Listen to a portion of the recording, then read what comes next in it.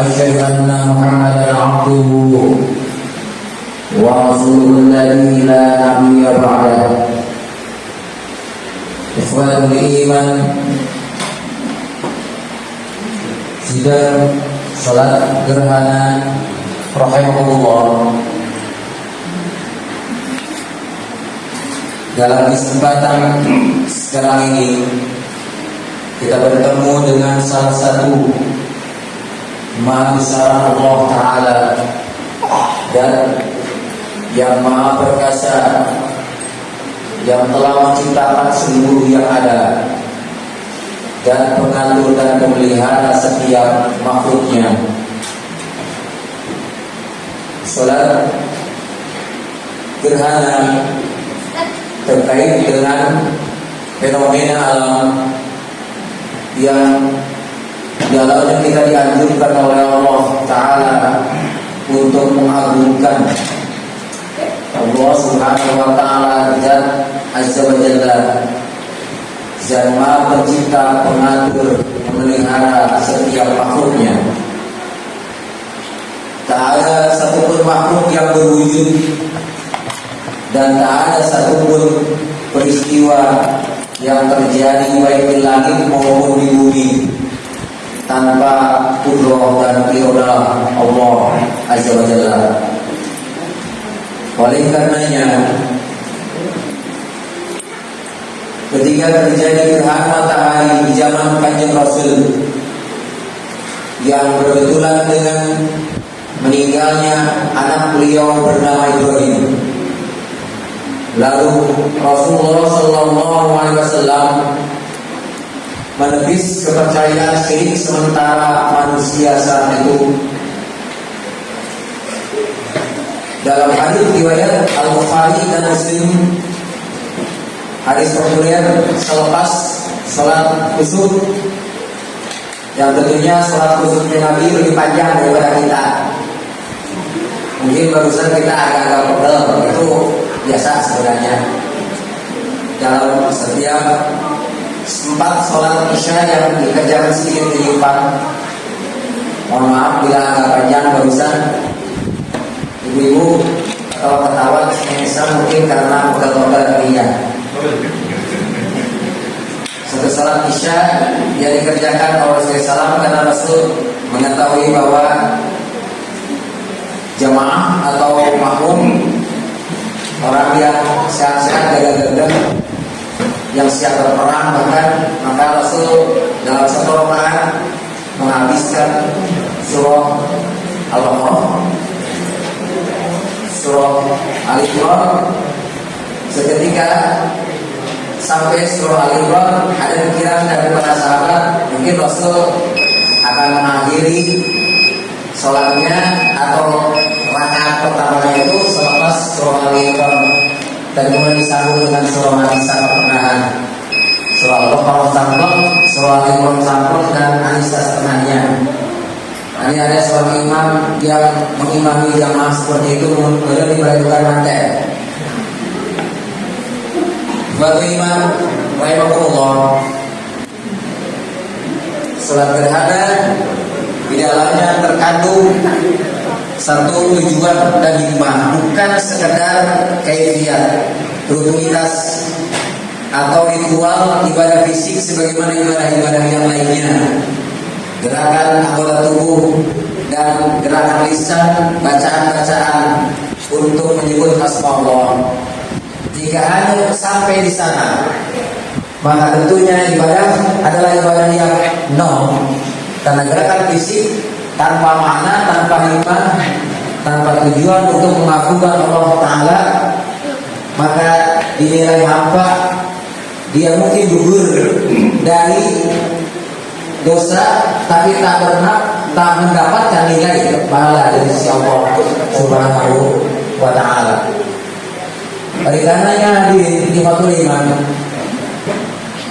terkait dengan sholat gerhana ini, karena memang ada kaitannya dengan fenomena alam, maka tampaknya wajar jika kita mengangkat tema dalam kesempatan sekarang ini adalah zikrullah, mengingat Allah Ta'ala atas kuasanya yang telah menciptakan seluruh yang ada, mengatur dan memelihara setiap makhluknya, dan menakuburi penciptaan makhluk Allah Ta'ala yang diharapkan ketika potensi zikir dan zikir, aktivitas mengingat Allah Ta'ala dan menakuburi penciptaan makhluknya ini menggiring seseorang kepada sikap taslim, sikap penyerah diri total kepada Allah Ta'ala.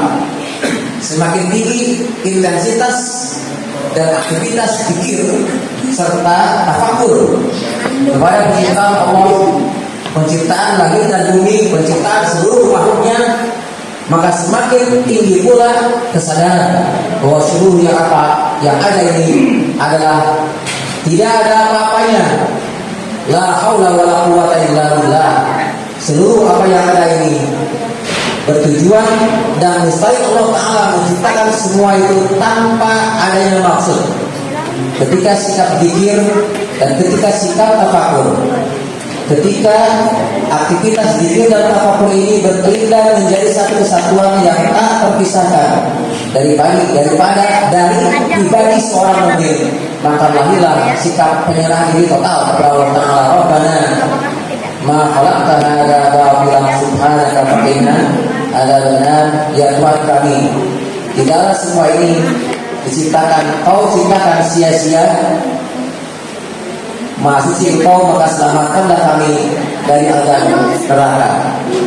Semua yang telah Allah ciptakan dan semua peristiwa di kolom langit ini, di atas bumi ini, tak mungkin terjadi kecuali berdasar kuasaan dan kudrah Allah Ta'ala. Oleh karena ketika terjadi gerhana matahari di zaman Kanjeng Nabi berkaitan dengan meninggalnya anak Rasulullah SAW bernama Ibrahim yang telah saya singgung tadi, maka Rasulullah menepis kepercayaan syirik, kepercayaan menyebutkan Allah Ta'ala ini sebagaimana dalam hadis populer riwayat Imam Al-Bukhari dan Muslim. Inna syamsa wal qamara ayatan min ayatillahi la yakhsifani li mawti ahadin wa min ayatihi. Fa'idha ra'aytum dzalika fad'ullaha wa qabilu wa sallu wa tasaddaqu.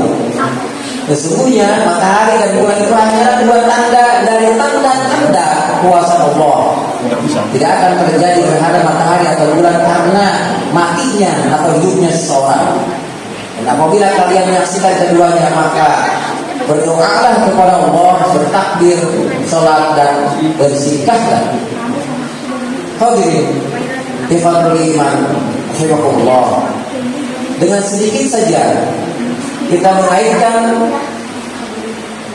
tadabbur kita mengingat Allah Ta'ala atas kekuasaannya yang ada pada makhluknya, dan tafakur pada seluruh penciptaan langit dan bumi berdasar catatan astronomis yang contohnya oleh Allah Ta'ala disebut dalam surah Al-Imran ayat 190. Objek yang harus kita jadikan sebagai objek tafakur dan zikir adalah waqtilaful laili wan nahar, pergantian siang dan malam. Dalam catatan astronomis, bumi yang kita injak sekarang ini berotasi pada sembunyinya dan berevolusi mengitari matahari pada garis medium yang telah ditetapkan. Dengan rotasi bumi, maka salah satunya terjadilah siang dan malam. Pada saat sebagian belahan bumi membelakangi matahari, maka terjadilah malam, dan belahan bumi yang menghadap matahari terjadilah siang.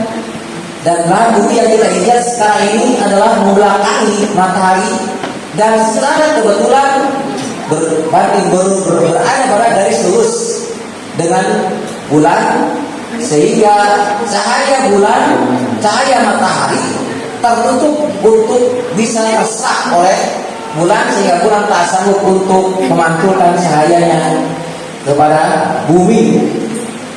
Matahari, bumi, dan bulan berada pada garis lurus. Semua itu terjadi, mustahil terjadi begitu saja tanpa adanya kreator, pencipta, zat yang maha perkasa yang mengatur dan memelihara seluruh yang ada. Ikhwatul iman, rahimahullah. Dan dengan adanya revolusi bumi, yang mengitari matahari, maka salah satunya terjadilah pergantian musim. Lebih jauh lagi, pada saat kita meningkat untuk menafakuri karya Allah, penciptaan Allah Ta'ala pada langit dan bumi berdasarkan catatan astronomi, sedikit saja kita menanjak lebih jauh lagi kepada bagaimana luasnya langit dan bumi yang telah Allah ciptakan, yang kalau kita merujuk kepada dalil-dalil di dalam Al-Quran, pertama sekian ayat yang menyebutkan bahwa langit yang dibangun oleh Allah Ta'ala di atas kita ini adalah terdiri dari 7 lapis langit.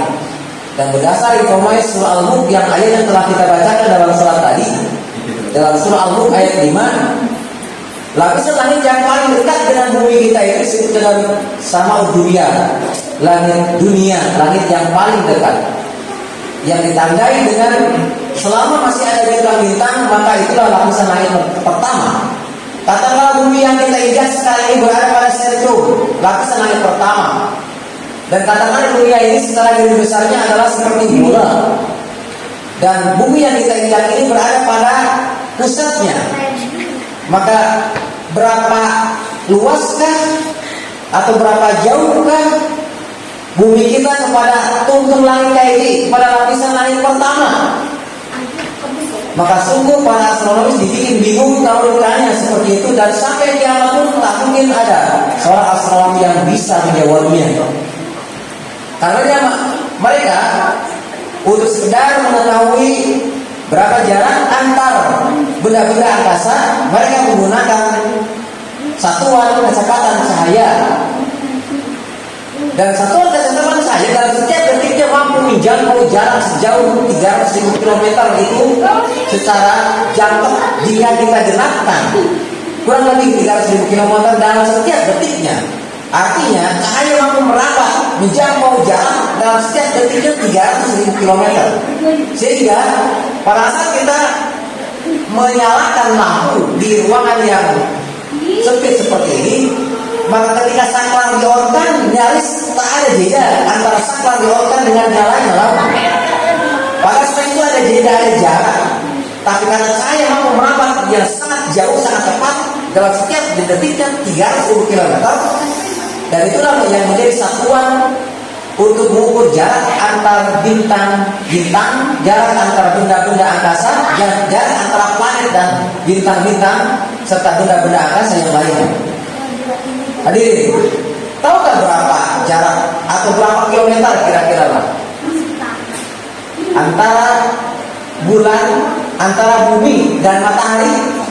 Dalam catatan astronomis, jarak antara matahari dan bumi itu diukur dari ketika matahari itu muncul cahayanya dan sampai ke bumi menempuh jarak selama atau menempuh waktu selama 8 menit.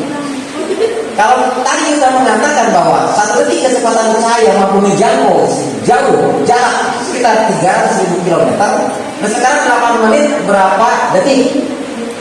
Satu detik seberapa menit? Atau satu menit seberapa detik? 60. Akhirnya sa menit sama detik kali 8 kali 300.000 ternyata jaraknya pamang poe kan bumi atau jarak antara bumi dan matahari. Ya, 60 kali 8 kali 300.000. Nah, itu jaraknya matahari dan bumi. Dan aneh kita ingin mengetahui jarak bintang yang terdekat selain matahari tentu dari bumi kita, yakni bintang Alpha Centauri. Nah, maka dalam catatan astronom jarak antara keduanya adalah sejauh 4 tahun kecepatan cahaya. So kita dibikin bingung. Andai kita ingin mengetahui jarak 8 menit kecepatan cahaya antara matahari dan bumi ini saja tak terbayang bagaimana jarak antara keduanya. Bagaimana jika kita ingin mengetahui bintang Alpha Centauri yang jaraknya dari bumi kita ini adalah 4 tahun kecepatan cahaya. Tadi sudah saya katakan satu detik kecepatan cahaya adalah 300.000 km. Sekarang 4 tahun kecepatan cahaya berapa kilo kira-kira satu detik? Berapa detikkah 4 tahun itu? kali 300 kilo. Bahkan kita ceritanya ini mengetahui 1 tahun kecepatan cahaya. 1 kali 60 detik kali 60 menit kali 24 jam kali 365 kali 300.000 sama dengan 10 triliun kilometer. 10 triliun kilometer itu tak kebayang jarak 10 triliun kilometer di mana gitu. Biasanya ya alun-alun atau ya di sana balai kota itu mungkin bisa terbayang jarak 10 triliun kilometer tidak kumaha. Jadi jika jarak seperti itu, jarak sejauh itu ditempuh oleh pesawat B-17 membutuhkan waktu kurang lebih sekitar 19.000 tahun di langit. Artinya, jika kita ingin menempuh bintang Alpha Centauri menggunakan B-17 19.000 kali 4 sama dengan 76.000 tahun di langit untuk sampai menempuh bintang Alpha Centauri. Sedangkan perjalanan astronomi sekarang ini ada bintang yang jauhnya dari bumi kita ini diperkirakan sejauh 3 miliar tahun kecepatan cahaya. Jika tadi kita sudah mengatakan satu kecepatan cahaya adalah 300.000 km, sekarang 3 miliar tahun per detik kali 300.000. Allahu Akbar, semua Allahu Akbar. Katakanlah bintang yang jaraknya dari bumi kita ini adalah 300 miliar kilometer adalah tung langit atau akhir dari lapisan langit pertama. Lalu ada apa di lapisan langit kedua? Berapa luasnya? Ada apa di lapisan langit ketiga? Berapa luasnya? Keempat, kelima, keenam, ketujuh. Allahu Akbar, Allahu Akbar. Disitulah manakala kita mengoptimalkan potensi zikir dan apapun pada penciptaan langit dan bumi, maka sungguh akan mengiring seorang untuk bertaslim bahwa tiadalah semua ini diciptakan sia-sia. Maha suci Engkau ya Allah, maka selamatkan kami dari adab neraka.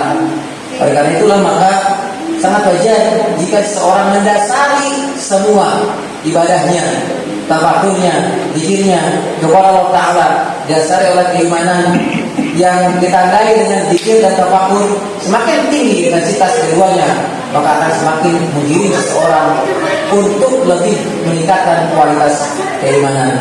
Mudah-mudahan aktivitas amal soleh yang kita laksanakan sekarang ini dengan adanya fenomena alam, gejala alam yang Allah tampakkan sebagai kekuasaannya menggiring kepada kita agar kita menjadi seorang mukmin sejati, mukmin yang meningkatkan rasa syukurnya kepada Tuhannya yang kita nilai dengan senantiasa yadkurun Allah qiyamah wa qu'udan wa 'ala junubihim dalam setiap waktu dan kesempatan wa yatafakkaruna fi khalqis samawati wal ard seraya mengatakan Rabbana ma khalaqta hadza batilan subhanaka faqina adzabannar. Mudah-mudahan ada guna faedahnya. Rabbana Hadizin qulubana bal hadaitana wa lana min ladunka rahmatan innaka antal wahhab. Rabbana zalamna anfusana wa illam taghfir lana wa tarhamna lanakunanna minal khasirin. Rabbana atina fid dunya hasanah wa fil akhirati hasanah wa qina adzabannar. Assalamualaikum warahmatullahi wabarakatuh.